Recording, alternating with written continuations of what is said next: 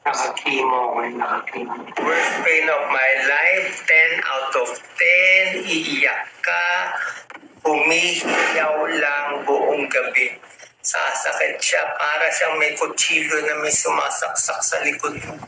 Balik, so bukol na to, malaking malaki daw. Isa sa pinakamalaki na nakita nila. Saan siya nagtatago? Ba't di ko nakapag? Nalaman na yung kalaban. Ang pangalan, sarcoma. Very rare. Naipit pa yung puso ko. Puso ko na nakapisa.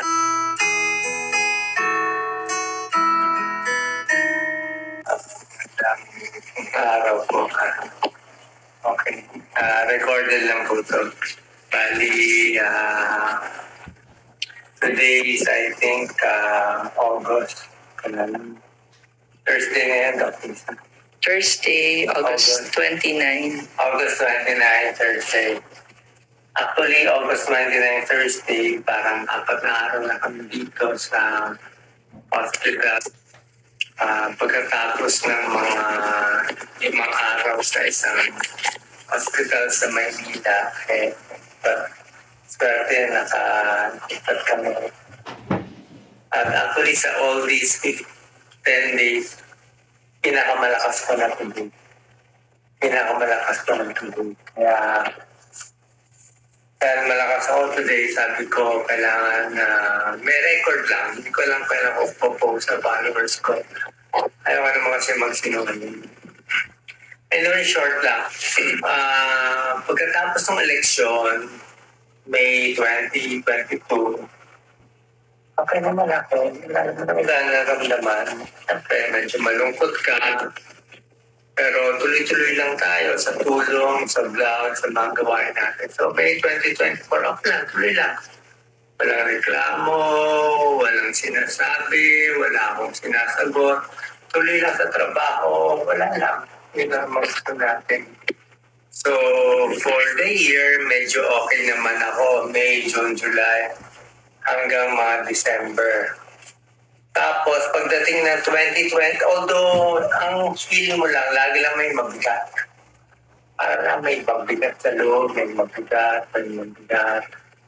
Parang may madilim, may mabigat. So, pagdating ng mga 2023 na, mga April, okay naman, tuloy-tuloy pa rin tayo sa gawain natin. Meron tayong project.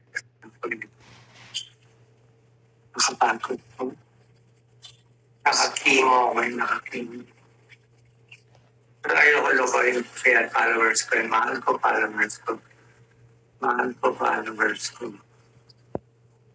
kayo. Niwala kayo. So, nasaan na ba kami? Then after you had back pains. Okay. So, nung back pain ako 1 year ago, hindi ko lang pinapansin. So, pasakit. Until shortcut na natin no mga August 28 ngayon, di ba? So, baka gawin natin August 18 or 19. August 18, 19, bago ako nagpa-admit sa hospital sa Maynila for the 3 days, sumobra sakit ang likod ko. Tsaka iba pang symptoms ko, yung tiyan ko lumalaki. Sunday yun, on a weekend. Sabi ko naman po, sige, please, papahinga mo na. Okay lang. August 17, 18, 19, you had back pains. So August 21, Wednesday, August 20, Tuesday, yun, laboratories. August 20, then we pa-admit na. Kailan tayo nagpa-admit? August 20, Tuesday. So, mga August 8. 17, 18, 19, that weekend. Akit mo ako.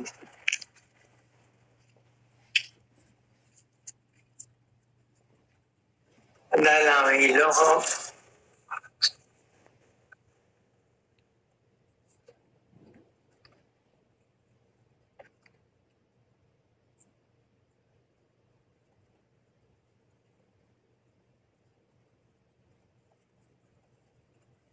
Dok, ba't ka masungit? Mga masungit, masakit eh. May mga naisipan ng masama ang tao.